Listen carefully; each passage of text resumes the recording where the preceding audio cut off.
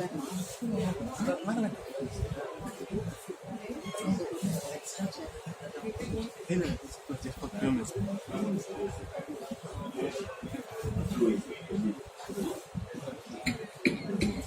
evening, it is 7 o'clock and it's a good time to start. Thank you so much for joining us. Greetings on Republic Day for everyone. It's always wonderful to start on time, and that's a tradition that we like to keep up, start and finish on time.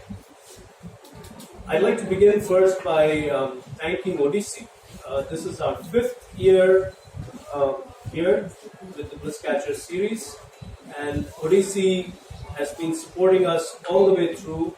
Their CEO Ashwin, who's a reluctant Bliss Catcher, he refuses to come here to talk to us, but he's a Bliss Catcher nevertheless, correct Vinod?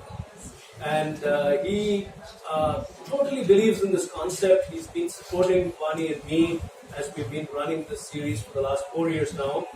And his team led by Bharataman, there is Vinod, there is Kumaresan, and there is somebody that I'm missing here, Nijandan, who's helped us with all the creatives. All of them go all the way to support us. So I'd like on behalf of everyone to thank Team Odyssey for helping us put this show together. Thank you. For those of you who know us, this might be like I'm saying it one more time, but there may be people who may be watching this or who will be joining us who may not know us. So I'll quickly say very, in a very crisp manner, why Vani and I do what we do. Why do we bring to you these conversations? So Vani and I, we are the Happiness Valas. Inspiring happiness is our life's purpose. We have been for the last 11 years going through a very, very challenging personal journey. We have an interesting story. You can look us up. We've been going through a bankruptcy, which means that for the longest time in these 11 years, we've been without work and without money. But as my favorite poet Rumi says, what hurts you blesses you. He says, your darkness is your candle. So for me and Vani, this dark phase actually opened up a whole new perspective to life. It taught us that you can be happy despite your circumstances. So while the material circumstances were challenged, we were going through a numbing phase materially, financially, we discovered that we could be non-worrying, non-frustrated, and non-suffering. And that led us to understand what happiness really means. And so we decided that while we fix our material life, while we try to turn around our business and find our feet, we shouldn't postpone living. We shouldn't postpone the idea of happiness. And so I wrote my book, Fall Like a Rose Petal, which was published in 2014. And that opened up a lot of opportunities for us to deliver talks. We shared with audiences that dare to pause and reflect what it means to be happy despite your circumstances. The talks led to us curating conversations in public. We run a happiness workplace, happiness firm, AV Initiatives, and we also do life coaching for people who reach out to us who are going through perhaps a challenging situation themselves. So life has been very meaningful despite the dark phase that we've been going through. And the Bliss Catchers as a series was born in January 2015 when we said, why not get people like us who have decided to stay anchored, to stay focused on what gives them joy. Why not get them into conversation with us? And so from January 2015, over the last 4 years, this is the 5th year and this is edition number 45, we have been talking to over 87 guests, 87 Bliss Catchers in all. And we are hitting our 50th edition of Bliss Catcher, the Bliss Catcher series, on 31st of August this year. And we should hopefully have about 98 or 99 guests done by then. It's been a beautiful, amazing journey. So thank you. Thank you. And Ramesh, who's cheering us from there. Ramesh is the Manichandra family. The Manichandra family is the first family of Bliss Catchers. And Ramesh there, the Asthana Bliss Catcher audience member from the first till now. I think he's missed only one edition. He's been with us for 44 out of 45 editions, if I'm not wrong. So without the support of the audience, we wouldn't be able to do what we're doing. And this series, the Bliss Catchers, is inspired by Joseph Campbell's philosophy of Follow Your Bliss. It's not an original idea. Neither is Follow Your Bliss an original idea, nor is Bliss Catchers as a series an original idea. We all draw inspirations from various places. For example, when Mrinal Sen passed away, I was reading his obituary, the Times of India. And to me, he's a Bliss Catcher too, because it talks about how, and it talks from an interview that he gave the Times of India at one point in time, where how he was a medical representative. Can you imagine Mrinal Sen as a medical representative? He was a medical representative, and one day in Jhansi, in his hotel room, he stripped himself naked, looked into the mirror, and called himself a bastard, and said, "You are forsaking your talent." He told himself, "You are forsaking your talent. When you should be in cinema, you are actually peddling medicines. What are you doing with your life?" And so he quits his job, although he was much loved by his company and his bosses. He quits his job and he gets into cinema. His first film is a film called Raat Bhor, which starred Uttam Kumar. His first film was a super flop. In fact, Mrinal Sen credits himself as having been the only director to have created a film, made a film of Uttam Kumar's that flopped.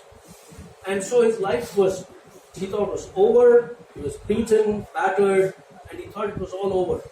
That's when the legendary singer Hemant Kumar found Mrinal Sen on a footpath in Mumbai, and they got talking. And Hemant offered to produce Mrinal Sen's next film, which is Neel Akasher Niche, Below the Blue Sky. 1958 was that film, and then the rest happened over a period of time. So Mrinal Sen's journey, again, to me, reinforced Campbell's philosophy. If you follow your bliss and you keep going in the direction of your bliss, where it leads you, doors will open. People will come into your life. Where only walls existed, doors will open. We totally believe in that philosophy, and we have seen it happen in our lives, and we've seen it happen in the lives of 87 Bliss Catchers. Some of them are sitting here. There is Kavitali Krishnan, there is young Ramnath Chandrasekhar, there is Janaki over here. Did I miss anybody else from the Bliss Catcher community? So we found this happen time and again, that we've had this opportunity to explore the journeys of our Bliss Catchers, and for them having seen literally miracles in their lives that have taken them onward. Now, the whole idea of Bliss Catchers must also explore the meaning in today's world of following your bliss. Is there meaning to following your bliss today? It's a common myth that if you follow your bliss, you're making a sacrifice. So let me kind of demystify it, because today's conversation is going to be a lot of that demystification is going to happen today. So let me explain this the way I understand it. You see, there are three circles in life. The first circle is the passion circle. What are you deeply, deeply passionate about? What do you wake up every morning excited about doing? Passion. The second circle is the world-class circle. Can you be world-class at what you are passionate about? If you can be world-class at what you are passionate about, then it will drive your third circle, which is your economic engine. So passion, world-class excellence, economic engine. Now, an activity that converges at the center of these three circles, where they intersect, that activity is your life's purpose. That's what you've been created for. That's what gives you joy. Now, our entire social conditioning our entire upbringing is, what are you going to do when you graduate? How much money are you going to earn? So the focus is primarily on the economic engine. So we miss out on starting with the passion circle. But our bliss catchers, whoever we have been in conversation with, have often pointed out that whenever they have chosen to move away from the economic engine and choose passion above everything else, and whenever they have gone to becoming world class at what they're doing, the money has always come. And today, we are blessed that we have two bliss catchers, Dushi and Anjali here, both of whom have demonstrated with their span of work, with their body of work, that it is possible to be passionate about something, be extremely good at it, world class at it, and therefore it drives your economic engine. This is a rare moment in the journey of the Bliss Catcher series because we don't often get two guests with this perspective to talk to. And I'm very, very delighted that both of them are here today and we're going to explore their journeys. So today's journey is going to be slightly different from other Bliss Catcher conversations we've had in that we're going to really look at how this works, how these three circles work, and what's the power of these three circles when looked at and focused on in the right manner. I want to introduce my two guests for the evening exactly the way I know them. So there will be no formal introductions. I'm not going to read out from a biodata, which I never do in any case. Anjali, we've known Anjali as an artist known of Anjali as an artist for many years. Anybody who's been in Chennai and who has been following the art scene would have known and heard of Anjali, surely, and so did we. We've known her as a friend for the last few years. But it was last September at her show. After a long time, she was doing a show in Chennai. She's now based in Singapore. She's come all the way from Singapore and joined us for this evening. So after a long time, she did a show in September at the Ambarao Galleries. And it was called Alterial, Dreaming in Glass. My relationship with art personally is very distant normally because I feel art is very abstract. You need a certain intelligence to understand it. At least that's what I used to think. And so I stayed away from art most of the time. But something happened to me at Anjali's show. I saw how she has used material, glass objects, bottles, showers, shower glass, glasses. How she has used waste, discarded glass objects to create aesthetic art. For example, Anjali, I remember your one of your pieces is called Emerge. Emerge, and Emerge is actually showing the bottom of the ocean. And what is it made of? It's made of green bottles. Okay, pieces of green bottles. Some of them might even be Kingfisher beer bottles. And it does give you the feeling that you are looking at the bottom of the ocean. So it was amazing. Or there's another piece I remember seeing there which had, pardon my affinity to alcohol, but the other one had Grey Goose vodka bottles, and it was about waves and ripples, and it was called Continuity. So I found that I immediately connected with her art, and so we sat down and had coffee with Anjali and found that she'd been doing this for 30 years. She saw a stained glass window in a church when she was 10 years old and got drawn to it, and after that, glass stayed connected with her all her life. So I'm keen to explore today how did that connection actually happen, what are her inspirations, what's the story behind staying on the path for all these years, and what's her view of how the economic engine kicks in into something that you're deeply passionate about, that you're so good at. So that's Anjali Venkat for you, and we have her on the show. Thank you for coming all the way from Singapore. Thank you, Anjali, for joining us.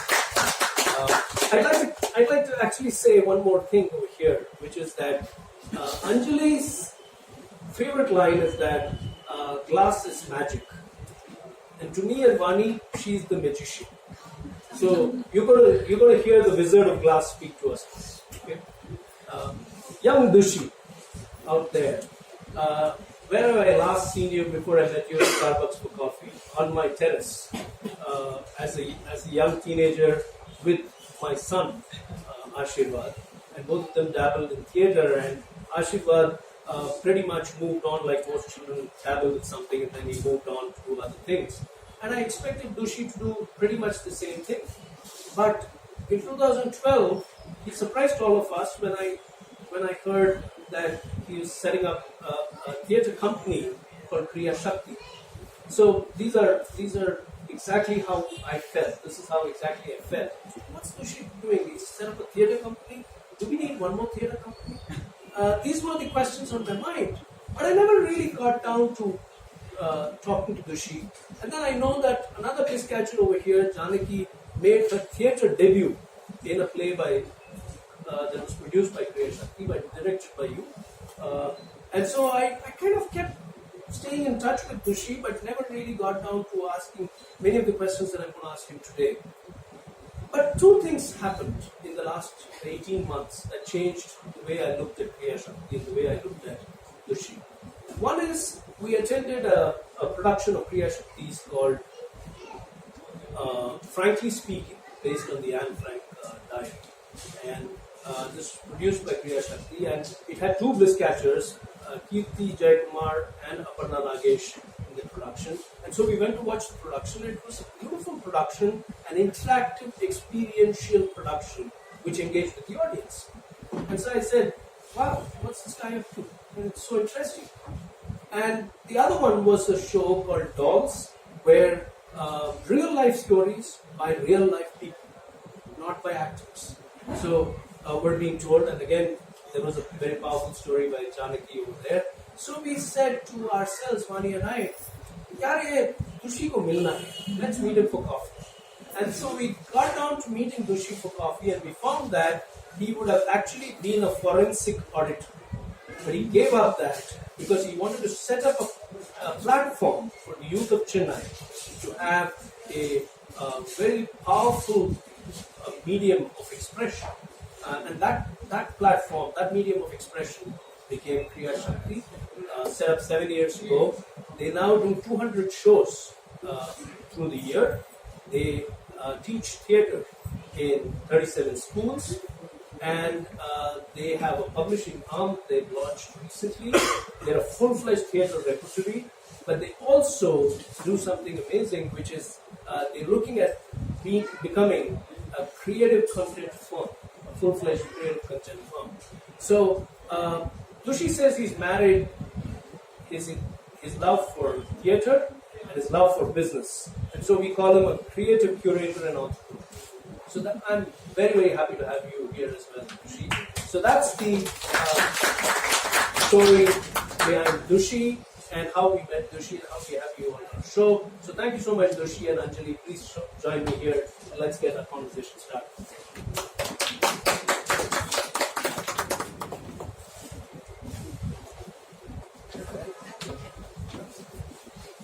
We need to just turn on the mics.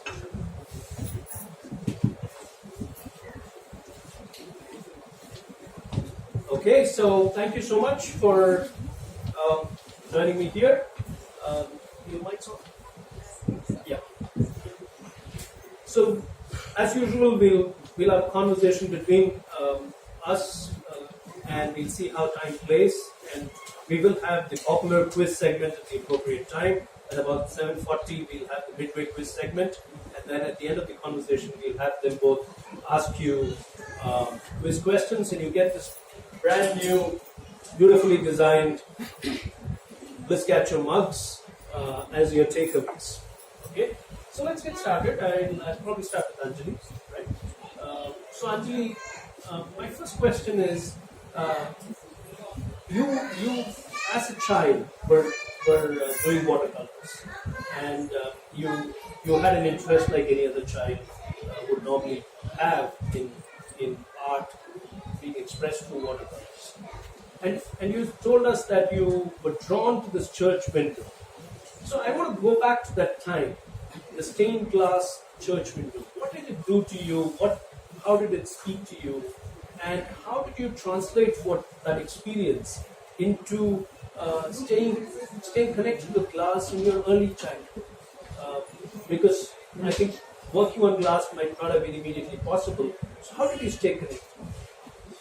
Firstly, thank you for having me over, and I'm very happy to share this shape here. So, I was always drawn to any kind of art and craft and color. So I think as a kid I was exposed to, I would go to galleries. My parents would take me around, to galleries and arts and craft shows and things like that. This was when I was really young. So there was something about color and probably the brightness, the glitter of glass, of mirror, all the chunky things. I used to love it as a kid. So I think that's the main thing. And when you go to a church and you see the light filtering down the church windows, as a young kid, you're not really interested in prayer or what's happening in the church. You're keen on the beauty of the whole. So I think that's what ignited this passion for glass. And you told us that you like to burn glass bangles. Yes, melt.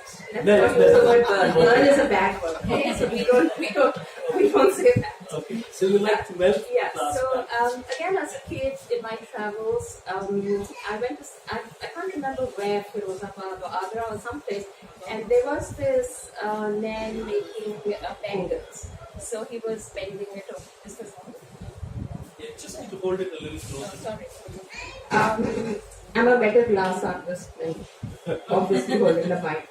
Yeah. So I saw this guy. He was melting glass and he was winding it over something and making bangles. And that was fascinating, absolutely fascinating to me. So I came home and I broke some bangles and held it over a candle flame and then figured out that they would melt. So I had made these curtains at home, and as a 10-year-old, my bedroom had curtains hanging with linked bangles. So it was this very, again, chunky room that I was in. So that's my passion. So you actually put together, you strung them together? So if you do like a couple of thousand, you'll have a window.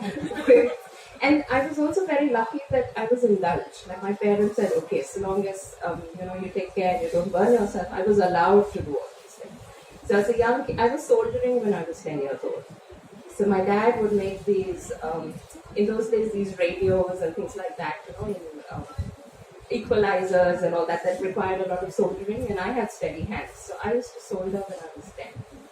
So you loved working with hands? Absolutely. You started melting with glass bangles. Yes. You started melting them. How did the idea that you could string them all together to form a curtain come to you? Did you read about it? How did it happen? I don't know. Probably somebody may have suggested it to me, I think. Probably an elder in the family. Must have. I really don't. You don't. Yeah. But I'm glad you brought up the memory of doing the curtain, the glass bangle curtain. Yes. Because that reminds me about Rumi again. Rumi says, allow yourself to be silently drawn by the strange pull of what you love doing. And you'll find a lot of Rumi coming up. Because he finds his way into me from time to time. So to me that is a very important reflection, because a lot of times what we do in our early childhood kind of prepares us for what we eventually end up being. Our experiences shape us in that sense. And you will find later on, on deep reflection, that there was a dotted connection somewhere back then to what you're doing now. So I'm glad you talked about it. So how did something like economics happen? You went to college to do economics. Did you not I went try? to college because my mom would have thrown me out of the house if I didn't go to college. Let's be very honest. Okay, so and you do need to earn a living, right? So I was painting, but then working with glass didn't happen until very much later, because it's not a common thing, and I'm talking about 100 years ago when I was 10 years old. So it's not something that was so easily done. So I used to paint on sarees, I used to paint on clothes. Those days, women wore these organdy big dupattas and sarees. So I used to do that. And that's what I wanted to do for a living. And then it was decided in the family that I need to get educated, so I was sent to college. And economics seemed a good idea. I was good at maths, so You were good at maths? yeah. I like working with glass because it has the art and the science. I like that. Yeah. Okay. So it seemed to be a good idea at that time, so I was sent to college. But throughout college, all I did was paint. I mean, I passed, but all I did was paint and sell my work. So how did something like, let's talk a little bit about the fact that in those times, I think pretty much even now, art or pursuing art is seen more like it's a hobby. It's not serious stuff. You can't earn a living from it. That's the way world treats art and art aspirants. So my question is, how did it change within you that this wasn't your hobby, but this is what you wanted to do for the rest of your life? Was it a moment that gave you the revelation, or did it grow on you? How did you decide? I always knew, and I was taught again as a kid, the family that I come from, that everyone has to earn a living. Man, woman, whatever, you need to earn a living, you need to make your money. Even if you're married and you have kids, you still need to earn a living. That was how I was brought up. So, because I knew I wanted to pursue art, I got into commercial art. So I used to do book jacket covers. I used to do, and those were the days where you would actually sit and set your letra set things and all. And I've done all that to pay bills. And I've designed carpets and things like that. So I knew that I wanted to pursue art, but I also knew that to earn a living through fine arts would take time till you have a reputation and all. But to feed myself, I followed the commercial art route. And you kept doing it? I kept doing it. So it wasn't only glass in the beginning? No. I started painting. I painted on clothes, I painted on pots, you name it, I've done it. Craft, art, whatever. And the whole commercial aspect. And you were clear that you did not want to take up a job? Yes, I was very clear. I didn't want to. So that's interesting. I don't think very many artists that I've spoken to have given this clear perspective on looking at the art itself as an opportunity to earn a living. That's very refreshing. So, will do economics to get a degree, but will not necessarily go to work. Will stay with art, even if it's at that point wasn't glass, but will use art to pay bills. That was a very courageous decision as a young adult. I knew I couldn't do anything else. I knew I couldn't. The thought of going to office every day and following a 9-to-5 would have killed me. I wouldn't have been able to do it. And the good thing is I knew what I wanted. So even if you have to work harder and you have to fight to get what you want. About the whole hobby thing, I still am. I'm married. My husband's in the corporate world, so I still get asked, "How's your hobby?" I still get asked. Wow. Because they automatically assume if you have a husband who's earning a living, then you're time pass. So that's even today. It hasn't gone. 2019. So the tag hasn't gone. That art is a hobby. The tag hasn't gone. Yeah. Or you're just whiling away time. Okay. But that's their point of view. So it doesn't matter. Yeah. But something here which Kavita Krishnan told us long back as well. It's not enough if you know what you want to do. That alone is not enough. You must be very clear about what you don't want to do. And I think that helps you narrow down your choices on what you want to do. And that's what she's talking about. And that's very powerful. Thank you, Anjali, for a great start. That was a very powerful start. And let's go to the young man over here, Dushi. So, Dushi, I'm going to ask this question slightly different. I'm not going to ask you how come you stayed on in theatre. How did theatre stay on in you? What did it do to you that made it a part of you? How did it not grow? You not grow out of it? Sure. Firstly, thank you for having me, and thank you, Anjali. And I must start by saying it wasn't only your terrace that I infiltrated. I infiltrated her home as well with her son. So it's a real honor and privilege with all these names and just sitting over here, sharing my journey. So coming to your question in terms of how theatre stayed on, I don't know. I mean, I've been asked this question before, and I've never really had an answer. But let me put it to you like this: ever since school, when I've had the privilege to go through very extensive theatre training with our guru there, Mr. Jay Kumar, and all of us who went through Chettinad Vidashama, my alma mater. I think ultimately, when we started doing theatre, it's just that what I felt as a person. When you go back to how you feel as a person, you can bifurcate my life into the Dushi before theatre and the Dushi after. And I just prefer the Dushyant after theatre. I think it's as simple as that. And I just felt more comfortable in my own skin. It's like I found a voice, I found a purpose more than a passion. So I think, and that's why I think it stayed on. I think people started to listen, I started to speak, and this is just not speak in terms of articulation, it meant also in terms of putting across a point of view and people listening to it, and of course receiving, which is a big part of theatre. It's not only about going on stage and telling your story, but it's also receiving what the audience has to say. And I started receiving a lot more. As a person, I was more open-minded to people and ideas around me. And I liked that. I liked the fact that it made me a better person. And me being a better person was a little helpful for everyone around me as well. So, and that's why I stayed with theatre, or rather, theatre stayed with me. That's so interesting. The Dushyant before theatre, the Dushyant after theatre really means, when you peel it away from the context of Dushyant to theatre, is, are you liking the person that you are?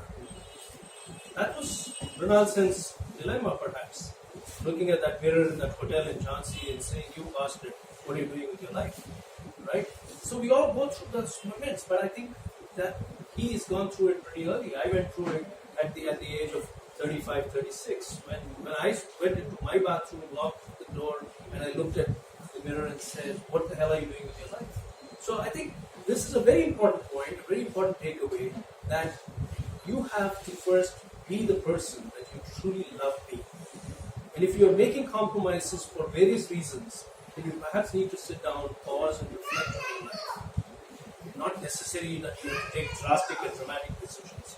But that's a very important point. Thank you. Thank you for starting off so well, so powerfully. Let's come to the other bliss of yours. So you're one of those rare people who's got two deep passions. One is theatre and the other is business. So why did you choose to do a CA or sign up for a CA? And we'll tell them how it ended up later. Yeah. But what drew you to the world of business? Why business? It seems, and I think this happened at a time when were startups and valuations big stories then? Was that an inspiration? What was it? No, definitely not the startup boom at that point in time. I mean, this was 2009, 2012 when I was contemplating the idea. But I've always loved to be my own boss, I guess. I don't know. I think it's more foresight in terms of like wanting to work under a person for 40 years versus, finding your own path. I prefer the latter.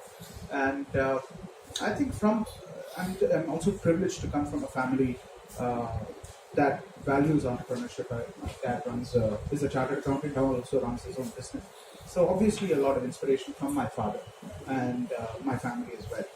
My mother is, she keeps saying she's a housewife, but I think, the amount of entrepreneurship that she has to deal with 3 men on a day-to-day basis, it's a lot of management. and the way such a people's person. And I just loved feeding off their ideology in terms of what they thought.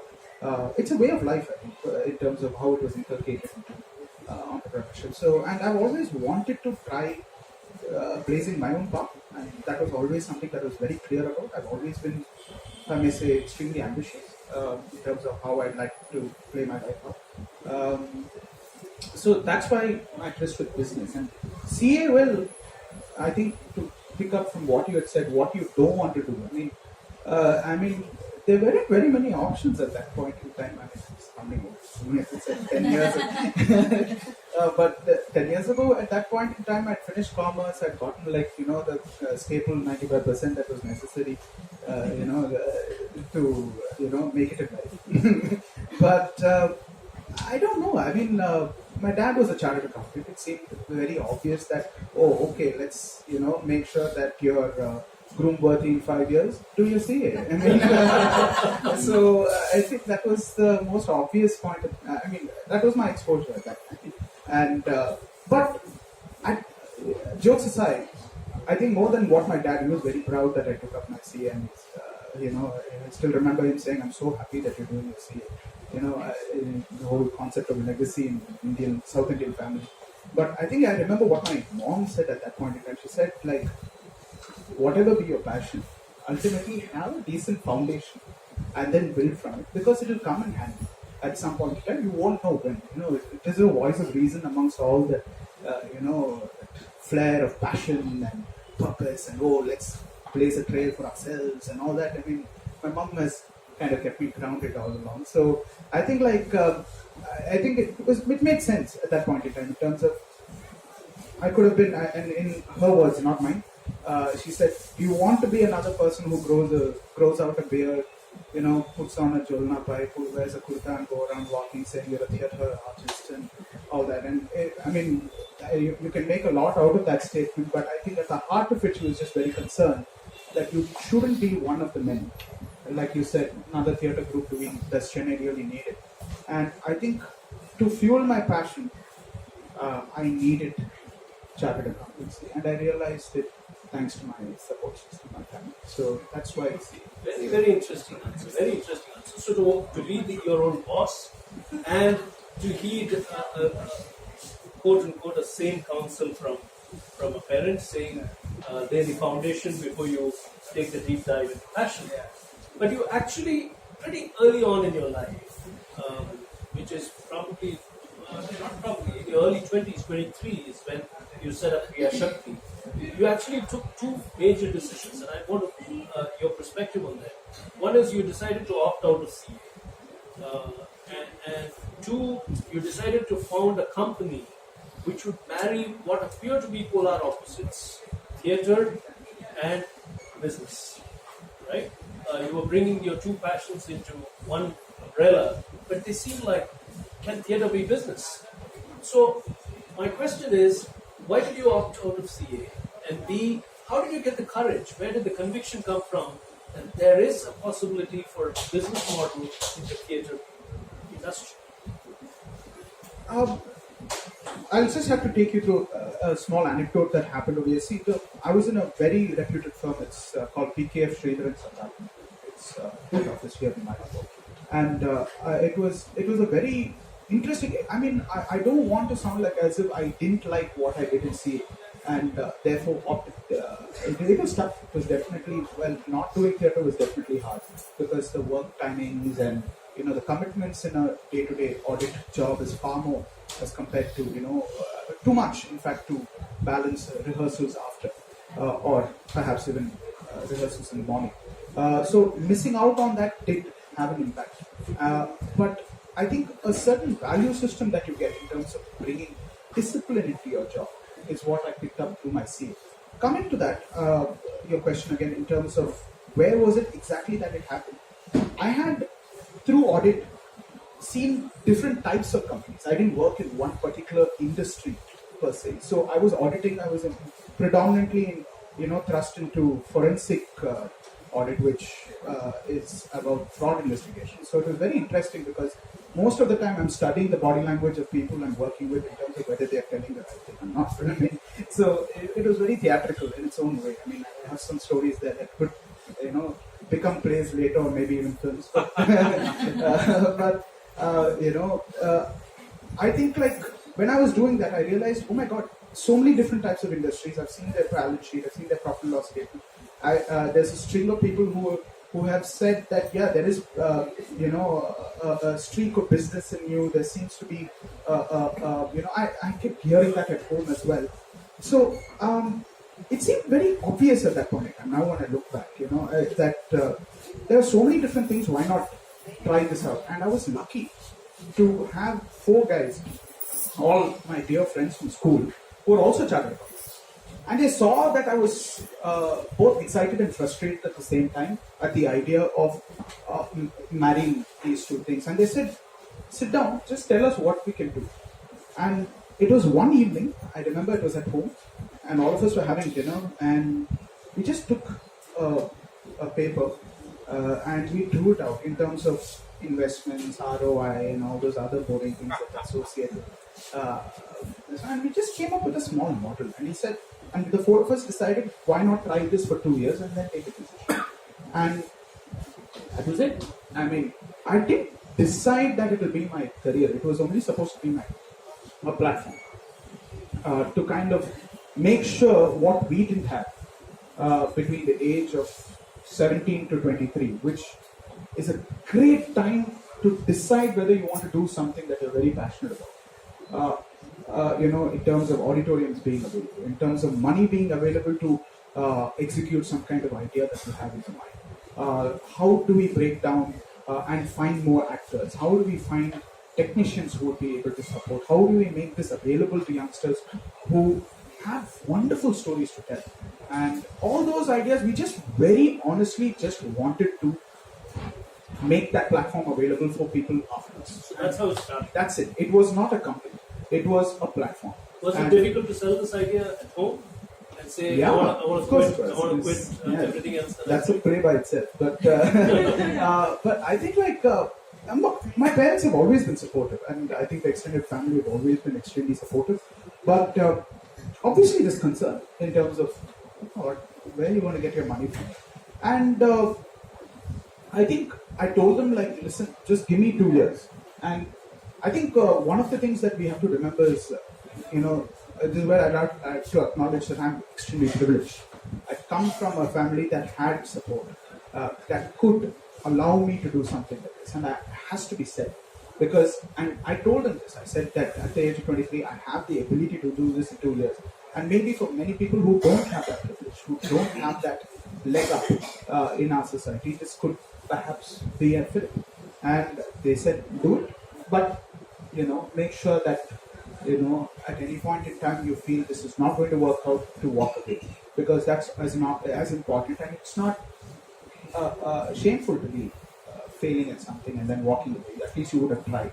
And I think my parents were very supportive of the fact that try it out. Let's see what happens. That's fascinating. That's fascinating.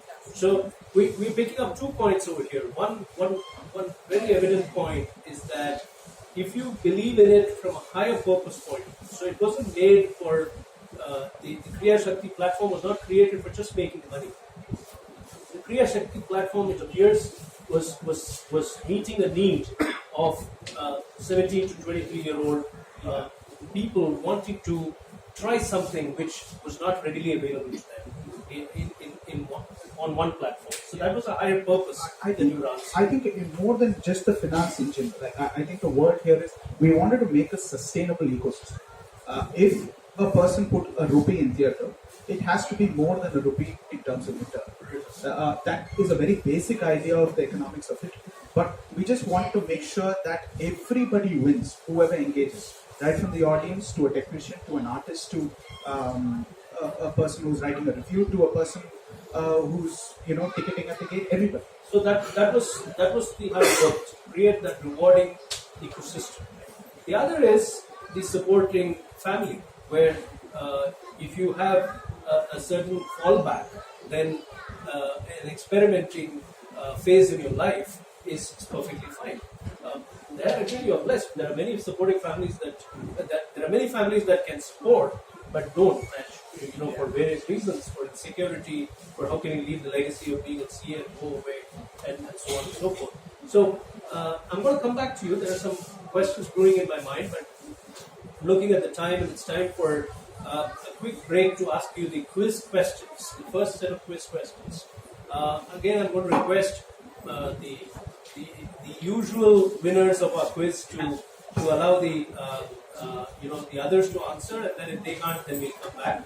Okay. There's the first question. This is the question that I ask about my guests. Okay. And so I have a question on Anjali, and I have a question on Dushi. Both of you, please don't think too much about these questions. They were just made up on the fly, so they're pretty okay in some sense.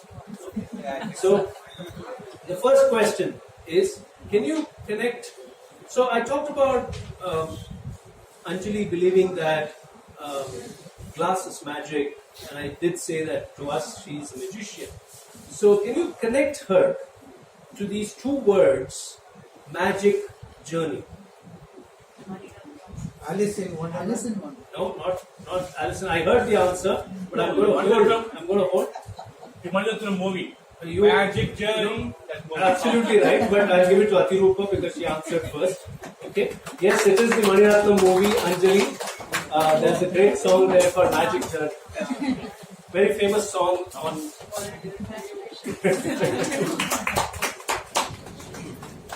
No problem.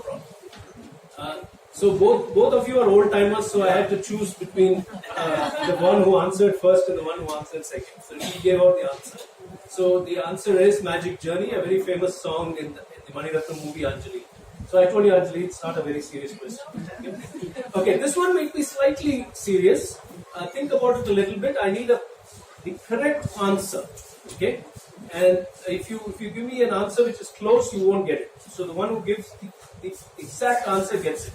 Okay, and if he had stayed on with his career aspirations as they were before he set up Kriya Shakti, he would probably be at ICICI Bank or at Punjab National Bank. Why? Because he'd be going to loan investigation. I need an exact answer. Forensic auditor. Forensic auditor, yes, sir. Nandakumar, sir. Forensic auditor, absolutely right. He would have been a forensic auditor. So you give away the mark. Thank you. Forensic auditor. It's just to say the Kriya Shakti banks with ICICI.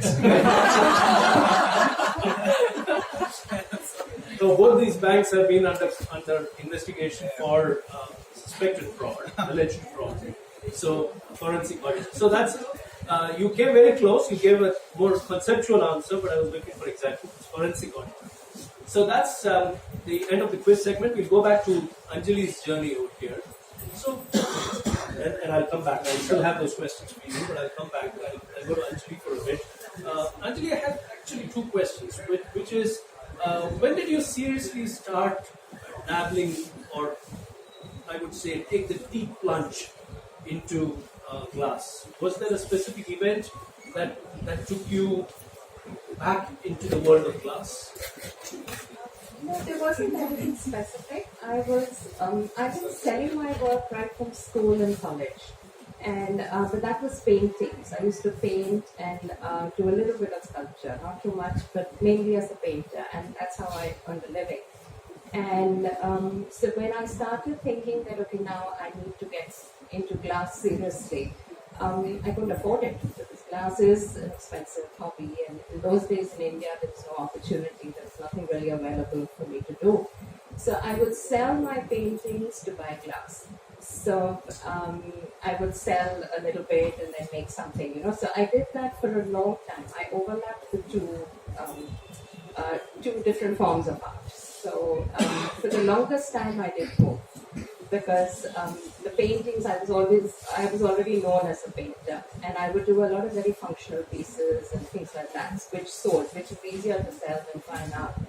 And I made the money to buy equipment, to buy my tools, and then practice. So it wasn't really one fine day I woke up and said, because I still had to pay bills. So there was still something drawing you back to glass. I knew when I was very young. The moment I looked at a mirror, again, it goes back to the chunky, shiny bits. The moment I looked, I knew in my gut that that's what I was going to do. But so everything else was only a conduit. It was a conduit. It was taking you. It was just a practical way, and I knew, like he said, he knew he wanted to do theatre. He couldn't do anything else. But he also knew that you need to run a business, you need to. So I knew that very early, that I had to pay bills, I need to be smart enough to be able to give in to my passion for glass. And the easiest way to do that was what I knew was commercials and book jacket covers. I've even done these little visiting cards hand write for boutiques. So when I was in college, I had very steady hands. So I would hand write, that was the time when there were all these boutiques and all that in Delhi. That was the big thing to have these fancy clothes boutiques and all. It was a new concept. So they always wanted something, which was again fancy. So I would handwrite visiting cards and all that. So Looking at your exhibition, the show that we had at Aparo Galleries, what struck me was that you use a lot of, all your art comes from waste glass, Yes. right? yes. And so my question is upcycling. If you look at upcycling as a theme, as an idea, it seems like more like a last decade kind of idea, at least to lay people like us. But you seem to have been using wasted glass objects in all your work for a long, long time. So what was your inspiration to use waste glass as raw material for your art? And B, what was your inspiration for the kind of work that you do itself? I think if you think of upcycling, it's a term that's coined now. But traditionally, historically, if you see Indian families, everybody, a sari, if it gets a tear, will be made into something else, or, it will be stitched and made into a quilt. Your papers will be made into paper bags. It's the whole thing of reusing and repurposing. I think it's an Indian way of life, and everybody does it. I remember, and it's not only me, the families, even when we were kids, end of school, there'd be 5 pages left in our notebook and we would tear it and make little font pads, right? So the concept of reusing and repurposing things, I think is a very Indian way of life, which somewhere along the way we lost, and now it's becoming very hip and very interesting to come back to it. Yeah, but traditionally it's been a way of life. So I remember, if we had a little barani and it broke, my mom would put money plants into it, and we wouldn't use it for on the dining table, but it would be used for something else. So I think the concept of repurposing is ingrained in us. And for me, the beauty of making something, I think it's the act of making something beautiful with something that's broken, to me, is very beautiful. So I think that's the whole thing why this whole repurposing started. And the colors of glass, you had all your bottles and you have fabulous colors. And there's a lot you can do with it. So it's practical. You save a whole bunch of money on it also. So it has been an age-old idea. I think so. And it's only probably got a more fashionable I think way. all of us have had money plants growing out of whiskey bottles and stuff. Everybody's done it at some point. It's just that I probably paid more attention to it. So the idea of repurposing something that's broken, the idea of celebrating the brokenness of something. Yes. You want to talk a little bit about that concept that we were talking about before the show began? Yes. So to me, the whole idea of making something purposeful, something functional, something beautiful, with things that other people see as rubbish is very, very exciting. It's like if other people's discarded things, something that has no value, and you make it look good, and you give it a higher aesthetic value, you give it a higher monetary value. To me, it's one of the most exciting things there is. And it's also a thing of in life, right? There's a lot of ups and downs and a lot of whatever happens. And the fact that you put your life together and you kind of spin it and make something more beautiful, make your life more beautiful. For me, I think that's the most exciting thing you can do. Interestingly, Anjali and I were talking exactly about this, where it's the Japanese Kintsugi. Kintsugi, is it? Kintsugi. Okay, I've been pronouncing it Kintsugi. No, Kintsugi. Yeah. Kintsugi. So that's a Japanese art where they repair broken ceramic bowls using liquid gold or liquid silver. So they make it's any pottery that's been shattered. They put it together, but they join it together with gold or silver, and that gives it a higher aesthetic value. It brings broken pieces together. It makes it more beautiful. And there's something very, very exciting about that process. That's a very spiritual thought as well, that you repurpose what's broken, even about your life, Yes, right? exactly. Even about your life. Exactly. Yeah. So, in a way, is glass as a medium a teacher to you? Because glass is such a difficult medium to work. right? It demands a lot from you. Yes. It can surprise you as we can see with the kind of work that you do. It's amazing how you bring all these forms. So what is your relationship with glass? How do you manage it on a day-to-day basis? Well, I try to control it, but it doesn't always work. So, but for me, the whole thing is glass is a very difficult medium to work with. But the beauty of it is it's because it's so challenging. When you do something that you think looks good, the high is even higher. You know, if it is too easy, then what's the point? Right? So it's also the challenge of working with something that is difficult. The challenge to make, and I melt glass. A lot of my work is kiln form glass. So I take it to really high temperatures and melt it. And so when you open the kiln, you really never know what's going to happen. So sometimes there are pieces that come out looking more beautiful than what I intended, which is always a very good day. And then there's sometimes when it's rubbish. But because I reuse, I just make something else out of the rubbish. So I think I like it because it's challenging. You like it because I like it, but if it was easy, I don't think I would have done it. I'd stop painting. I paint very rarely if somebody's commissioned me a piece. Because I've done it, to me that's easier to do. So you love the challenge, you love the thrill. I love the challenge. So here's the beautiful point, that if you love doing something, then the more it challenges you, the more fulfilling it is. The high is indescribable, Yes. right? So is glass also in a way your zen, your way of zen? Do you? We all deal with everyday pressures, right? I mean, so I was telling her a little while ago. For me, writing is therapeutic. For me, a conversation like this is therapeutic. Or when I'm sitting with young Ram at a coffee shop and talking about life, that's therapeutic. So do you find the idea of working on what your passion, your bliss, therapeutic? Absolutely. Day after day after day.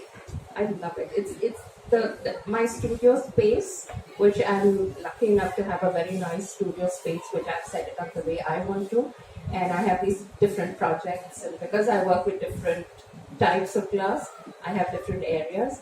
And to me, it's a happy, just wake up in the morning and go to the studio and play with glass. To me, that takes all the rest of whatever's happening in my life. Look at the words. To Yeah. me, it's the happy thing. Yeah. Wake up in the morning and go play with glass. So it's not work, it's play. I'm just sounding insane. I think you're making a lot of sense.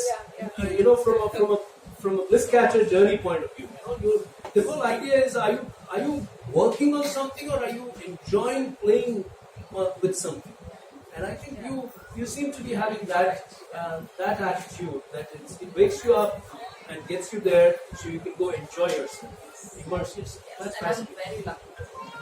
You're very lucky to do that. So I'm grateful every day for what I do. Because I love it so much, so I'm very grateful that I've had the opportunity to do what I do. Thank you. That's fantastic. Let's get back to Dushi's story here. So Dushi, was there a plan B? So you set up this company in 2012. You convinced yourself and you convinced your circle of influence that, listen, I want to go ahead and do this for a couple of years. Part A is, did you have to convince your folks that you're going to do this by showcasing a plan B? And what was that plan B? No, I think there was no structure like, if this doesn't work, this is where I'll be. I mean, if that is the question. There was That is the question. No, I don't think there was a plan B. There was very clearly no plan B. We'll figure it out after it fails. Was what was said. Sorry, I'm interrupting. Yeah. Did you know, did your gut tell you that it's going to I work? think, yeah. My dad said, summarize it in 4 words. And I don't know where the inspiration came from. I have no idea. And I just said 4 I's, as in the letter I. I said investment, identity, institution, industry. It just came out. I just blurted it out. Can you say that again? Yeah, I'll say it. It's exactly how I said it, and that's exactly what my dad said. And the first word was identity.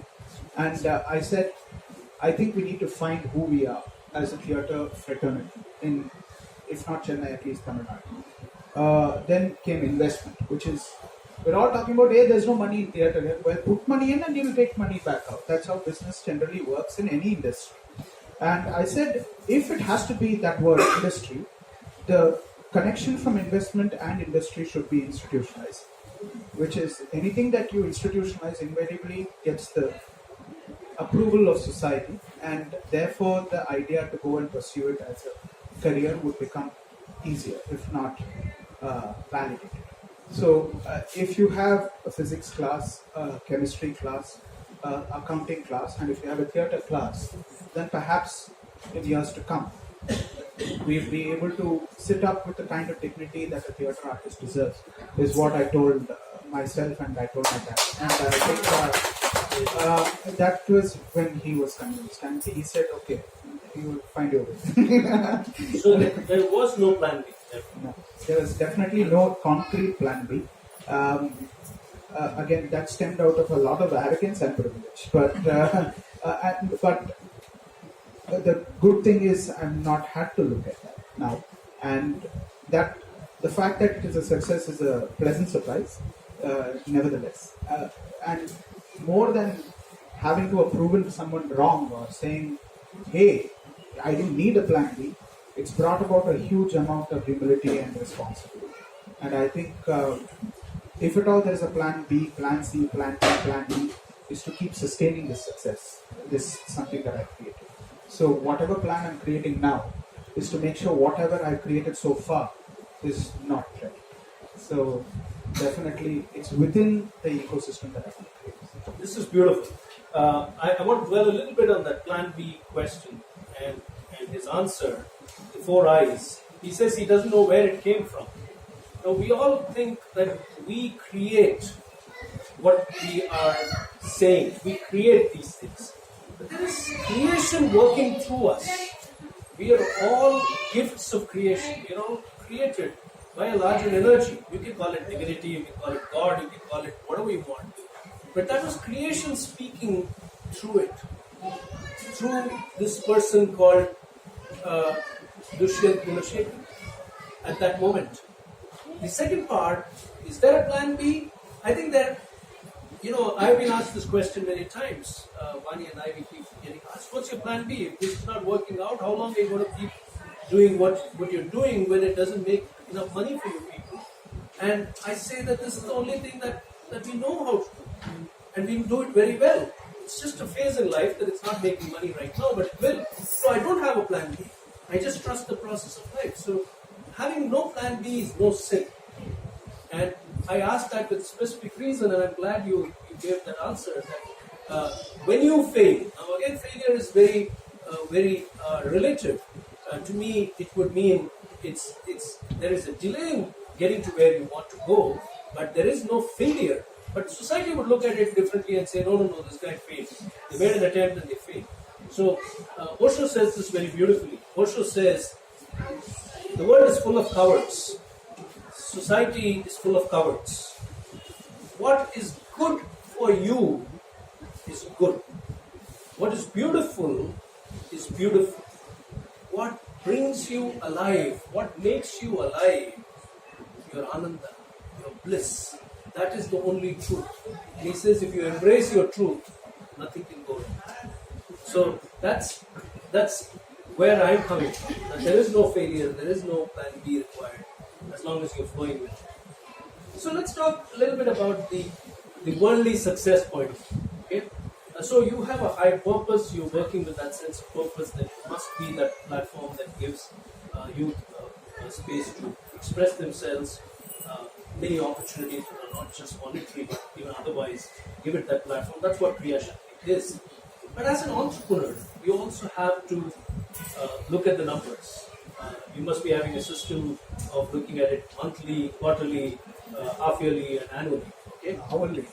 Hourly, okay. So how do you balance this, and how do you make sure that everything that you do is falling under the definition of financial success? I think the best way to answer this question is to just give you the numbers. And this is something that I've been asked several times. Oh, where is the money? What is it? Are you safe? Are you okay? Are you doing well? And this is something right from my aunts and uncles to people I meet on a daily basis, who find me the nation wants to know. Absolutely. and whenever this question comes up, I just say, these are the numbers. And they're like, oh, okay. So we started Kriya Shakti, and one of the things which I have to point out is the fact that we never borrowed any money from our parents to do it. It's something that I'm very happy that we didn't have to do it. Literally, at that point in time, we were still doing our article trade. We were not full-time employees, the four of us. We took 7,000 each of us, because that was the monthly stipend at that time. I don't know if it's increased, but if some auditors are there, that would be, But 28,000 and then 22,000 from our savings. So 50,000 each of us were like 12,500.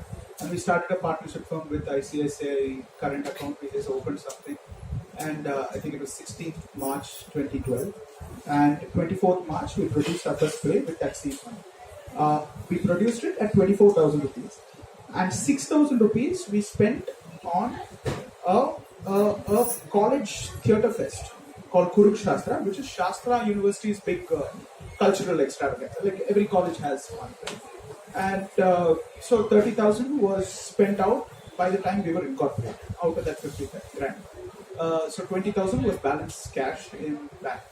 Now, why I'm going to this particular breakup between 16th March and 24th March is because we spent 60% of our seed money on creating more revenue, which was about 50%, and another 6,000 on expanding the brand. At that point in time, nobody knew what Kriya Shakti was, nobody knew who Dushyant was, nobody knew what the idea itself was, neither did we, very honestly. And why that 6,000 was more important than the other 24,000 that we spent? It was a commitment to invest in the craft. Because when we gave that money to Kurukshastra, Shastra's cultural event, which has lots of things, right? Ads, music and dance and all that. It was out of a huge amount of anger, I think, if at all there's a word. Because there was a lot of money being pumped into music, a lot of money being pumped into, I think like the sponsors gave nothing less than 7 lakhs for the choreo night. And into lakhs for the music, the rock music or band, the western band or whatever else. As per record, still date, in the last 8 years that I've been doing this business, the expense that is promotion and sponsorship to college theatre groups is the only time dramatics events in college theatre scene has been funded. There is no sponsorship whatsoever. And what it changed, that 6,000, was that artists in theatre are not going to go out with begging bowls requesting patrons to come and support us, but also a commitment saying we will support ourselves. It was a huge stand in dignity. That 6,000 spoke volumes, and the kind of way it was nothing money. It was, today, 6,000 is what we spend on printing tickets. And unfortunately, that's the amount of lack of investment in terms of, and we are complaining about lack of stage, no infrastructure. Where will infrastructure come if we don't spend 6,000 rupees in 2012 on youngsters trying to perform their craft? And that was the first time ever the dramatics event was sponsored. So your anger for change, your drive for change, led to an investment from your little capital. Absolutely. And I think it was at that point in time, 23, we knew what it was to be right out of school, right out of college, trying to put money together to put up a play. It was hard. It was not easy at all. And the amount we had to convince, I see Ujjwal's dad here, I see Harish here.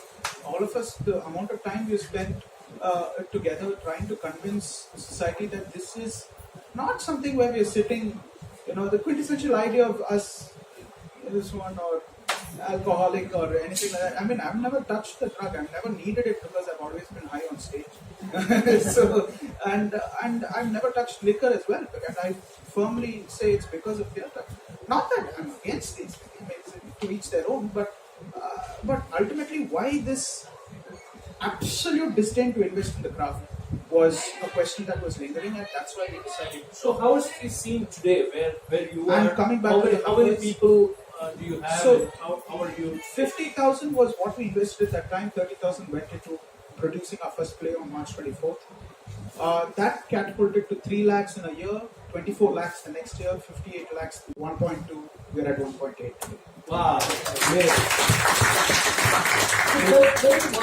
It is 18 full-time employees, all in the range of 30,000 to 70,000 per month. And we have very consciously kept the salary cap higher than the IT entry point so that it's easier for parents to buy into the idea that they're going into something which is secure. Touchwood, I mean, we've never missed a salary in 7 years of, doing Kriya Shakti, and we're still bootstrapped. The only thing that we put in was that 50,000 initial. So I have a question here. Those are amazing numbers. I want to ask you, is the number focus coming because you have a grounding in accountancy? You come from a business family, and so they may perhaps have been an early stage influence on looking at the pluses and minuses of the balance sheet. Yeah. Okay. Is that the reason, or are other theatre companies and other creative people missing something? Well, I can't speak for the rest of Theatre Chennai, but where I came from is, I think, to put it very simply, I think I've used Excel sheets more with Kriya Shakti than I've done as a model. I mean, I think the kind of models that we have to create and the way in which we had to position ourselves. Definitely it's because of the accounting background that I had and that streak of business that was inherent and nurtured at a very young age. But more than that, I think what was Chennai Theatre not doing or still not doing at that moment is, I still feel, have an averse, kind of like not very averse to the idea of going back to the four eyes, not being comfortable in their own identity, and the bigger thing about institutionalizing. Institutionalizing the craft of theatre was always looked at. It's not something that was not going to other theatre groups, other freelancers, or this one. There were a lot of people doing it, still are, and it's not a new business, or I wouldn't say business. I wouldn't say it wasn't unknown to earn money through teaching somebody theatre. Let me put it like that. But it was never organized. It was never structured. And also, it was not organized and structured because it was looked at as a lesser part of doing theatre. I mean, like, it was looked at best as a stepping stone. I'll do this, earn some money, and then maybe create a short film, which will then be given to somebody who perhaps could pick it up and make me a big name tomorrow. That was always looked at. It was always like, and I made a conscious decision that I will never make theatre a stepping stone. I'll never make it something that is a stepping stone for something bigger for myself. It was always about catering to a need of the people amongst us. We are all consumers of the craft. Even if I act, I still consume theatre. Even if you're an audience member, you still consume theatre. It has to be stuck to the idea and the ideology of nurturing the craft, and that's where it's at. So the way I am picking it up is, Bliss is business. There is a potential for your bliss to be your business. I just have to say something. I think the bliss comes from business is always associated in our society with profits. I think if you cater to a need, it's still business. I mean, profits automatically will come. And I think we stuck to just catering to the need, and the profits took care of itself. So well said. So well said. I was trying to paraphrase it in one short rhyming line. This is business. But what he's talking about is a larger concept that Noel Tichy, a management thinker, has talked about in his book called Every Business is a Growth Business. He says, if you look at the market and you launch your product or service to meet new customers' new needs, that's where the pond will grow. So even a stagnant business can become a very, very successful, thriving business if new customers and new needs are targeted. And that's really what he's talking about when he says Kriya Shakti is meeting a market need. But I'm drawing something out of personal experience. Is we probably did bring ourselves, Vani and I, in the formative stages of our business, a thinking, accounting mind into it.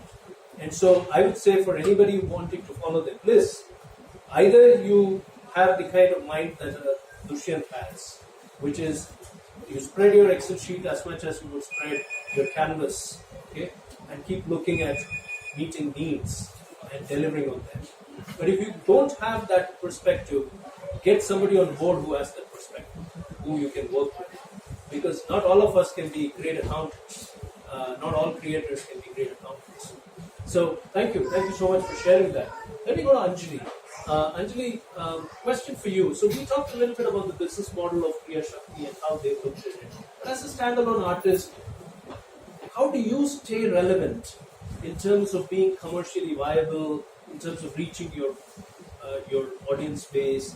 How do you stay relevant? Because sometimes creators, artists get very reclusive, but you are very visible. You're very well connected, and you're thriving in that sense. So, what are your lessons from your journey? I think a lot of artists, if you're creative, probably 7 times out of 10, you don't handle money very well. And also, a lot of times, business or money is seen as a bad word. Very often. For artists, if I say, it's like a painting bana diya. You just make something and you while away your time and you don't ask for money. So I think artists and even in art schools and all that we run in India, nobody's taught the business of selling art. Nobody is ever taught to value what they make. And today I find that you have 2 ends of the spectrum. You have some people who produce rubbish, but who have the boldness or even the arrogance, if I could say, to ask for a big sum and sometimes get away with it. And then you have an artist who's really creative, who does very well, but is embarrassed to ask for money because it's not institutionalized. It's not, there's no validation from anything else. So it's almost an embarrassing thing to ask for money. But I had decided very early, because I knew that I didn't want to take up a regular office job. And I decided very early that this is how I'm going to earn my money. So I didn't have any, and I used to have a lot of people discount, ask for a discount and do this. But I had decided that I'm going to value my time and value what my brain is telling me to do. So I was clear about that. I knew that this was the only way I had to make money. And when I make money, it's not running a big business, but my needs, what I needed to take care of myself and my family. I think that's a beautiful answer. I want to tell you what I'm picking up and why I find this answer so powerful. Unless we place a value on ourselves, the world will not place a value on us. So this is very, very important. It's not about the sum of money. You can probably give your work to a deserving person at a much lesser remuneration. But that has no reflection on how much you value it.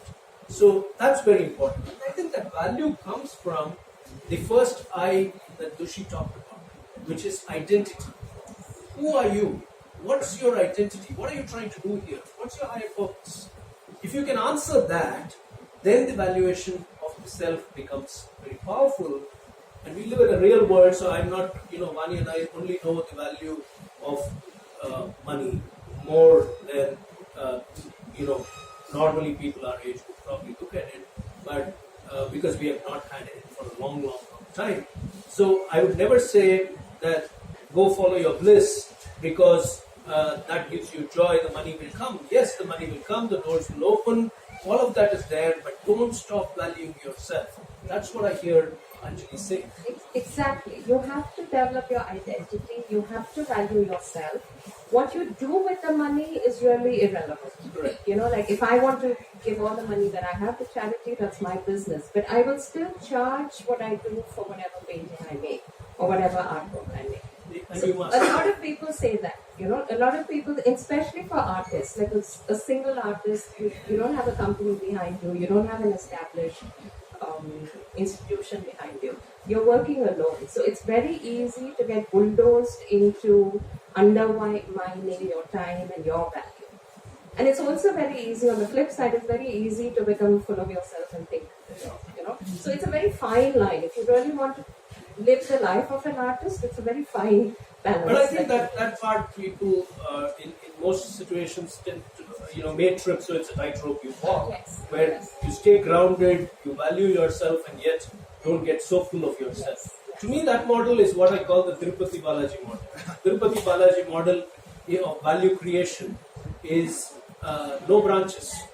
Everyone goes there.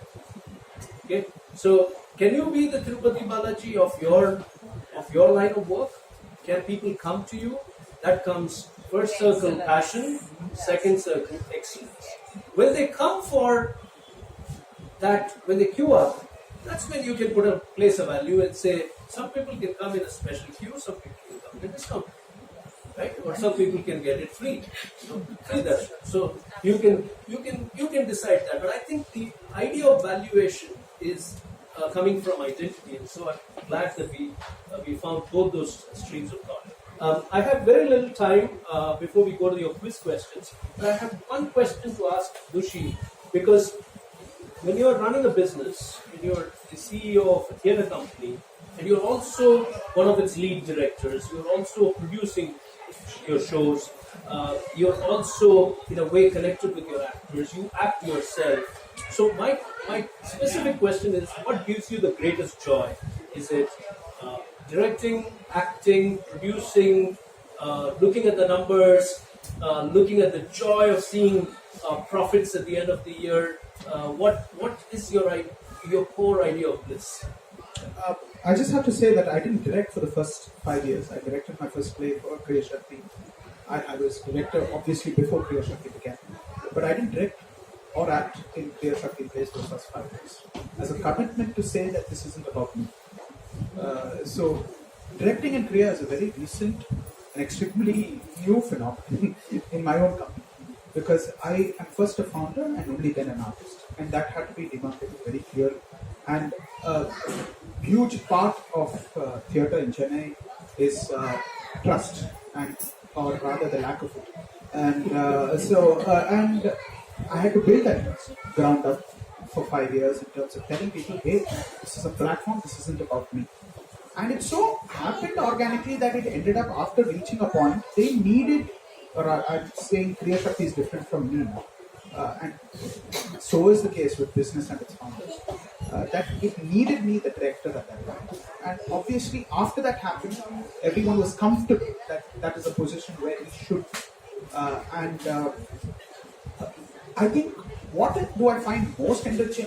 The fact that ultimately each of these are labels, right? Producer, director. I think there's a converging point of all of it, and that's where I find the real joy. And that converging point can be good, can be bad, can be ugly, it can be anything, but it tells me that I have an eye on it, and that is a lot of responsibility and also very, very rewarding, and also tells me that be it the business, which is the left side of the brain, or be it the creativity, which is the right side, that I'm working with a fully functioning brain. So good. So in a way, without calling it a label, I would say that creative curator entrepreneur sits perfectly for you.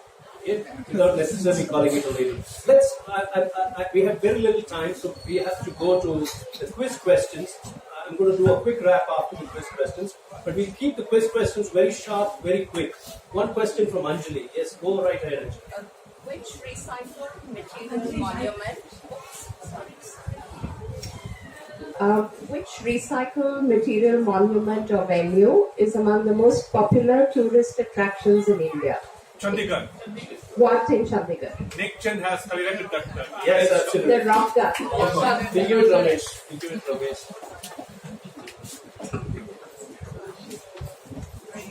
Come, Ramesh.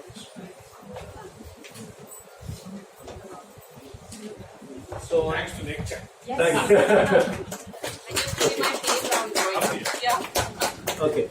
I think I misread the quiz. I thought I had to ask a question on Anjali and Priya. No. Oh, God. So, are you running short of a question? Yeah, I'm running short of the question. You are running short of a Yeah. question. Okay, we'll So I should ask about theatre. if you have a quick question on theatre, or anything Chennai.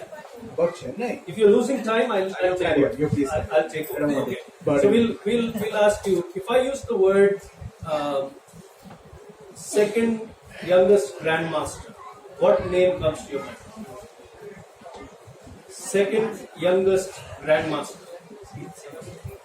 Second youngest grandmaster.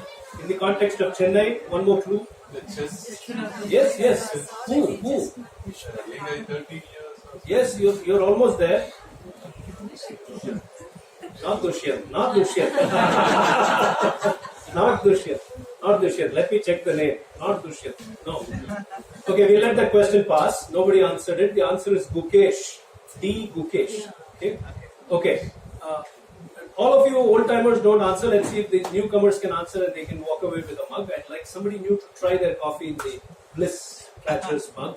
So the question is, why is a former test cricketer in the news from Chennai? Why is he? Who is he and why is he in the news? Former test cricketer. Former test cricket. Former test cricketer. You can't answer. Yeah, obviously. Okay? Not Badrinath. Former test cricketer from Chennai. Chennai, not Badrinath. He didn't play test cricket. Sachin was there. Yeah, I don't think it's Viram. Yes, why? Why is he? He's a striker for women's Yes, sir, please come forward. Kavita Krishnan, this catcher itself. So you can give away this one.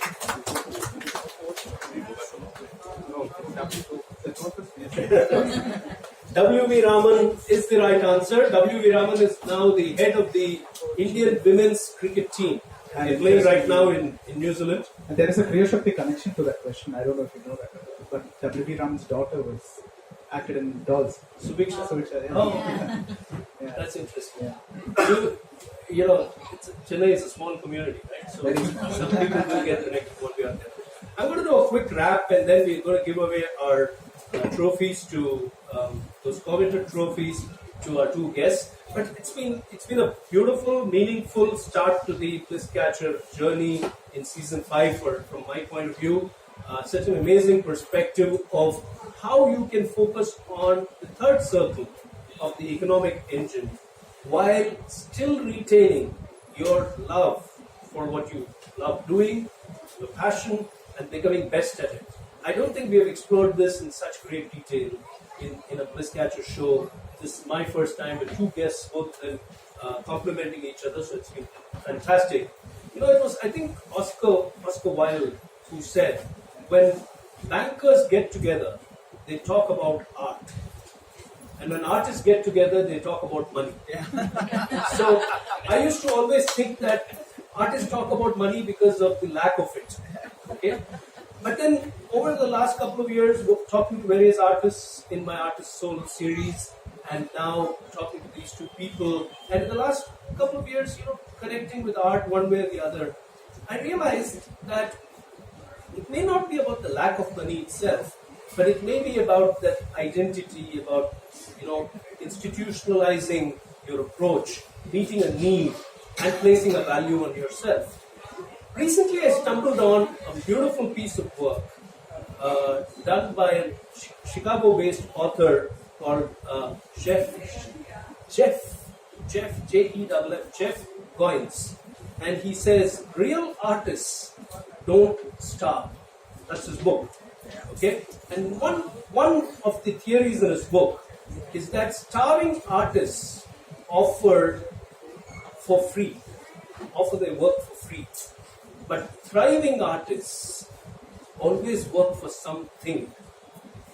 Now, I see two thriving artists over here, Anjali and Rishi over here. And the thing that they may be working for might be called profits, might be called earning a living.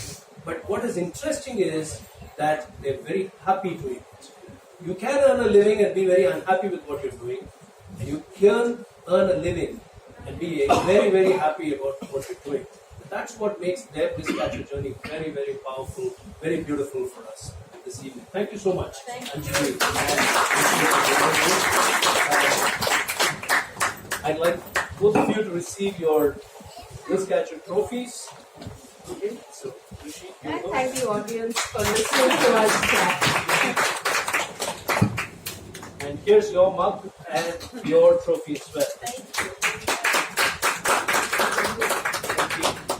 So, the Bliss Catcher journey continues into next month with two wonderful Bliss Catchers. Somewhere here I saw, or on the way down you'll see them. Two musicians next month on the last Saturday, 23rd February. Sunil Gargel, the vocalist, and Vedant Bharadwaj, the Chennai's rock star, Kabir, guitar, and music director. Many sides to his persona. So we have Vedant and Sunil joining us, 23rd February, last Saturday of February at 7 p.m. We also have a new series that we started in January. It's called the Happiness Conversations, and that happens here at 7 p.m. on the second Saturdays of the month. So on the second Saturday of February, on 9th of February, we have Vidya Singh, a wedding planner and the erstwhile princess of a royal family, sharing her journey. The Happiness Conversations is a series where we explore the lives of people who have gone through trying, challenging situations in their lives and have found happiness while being in the midst of a crisis. So Vidya lost all her money, she became bankrupt like us, and yet she found what she believes in, which is being truly happy despite her circumstances. So Vidya Singh with us in conversation with Vani and me, 9th February, Saturday, 7 p.m. right here, and Sunil Gargan and Vedant Bharadwaj in conversation in the next edition of Bliss Catchers, 23rd February, 7 p.m. Thank you so much, everyone. Have a good evening. Thank you. You may interact with yes.